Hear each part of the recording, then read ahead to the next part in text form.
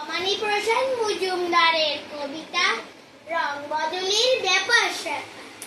দিল্লি থেকে বিল্লি এলে দুধের মতন সাদা, কলকাতার এক কালো বেড়াল বললে তাকে দাদা।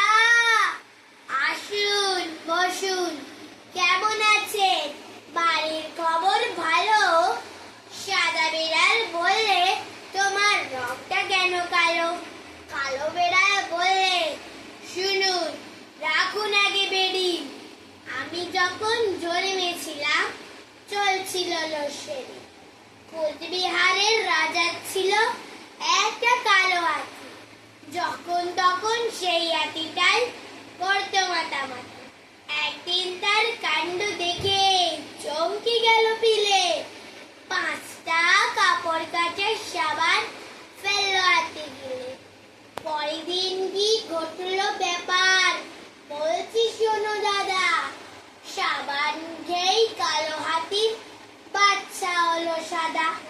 রামুর সাথে দামুর সেদিন হঠাৎ হলো দেখা। বললে দামুর, শোন রে রামু, চললি কোথায় একা? 9 মাস বাদে দেখা হলো, কেমন আছিস? ভালো। আগে তো বেশ ফর্সা ছিলি, এখন কেন কালো? বললে রামু, কেমন করে রং হলো শোন ময়লা। আগে বেচতাম ময়লা আমি, এখন বেচি কয়লা।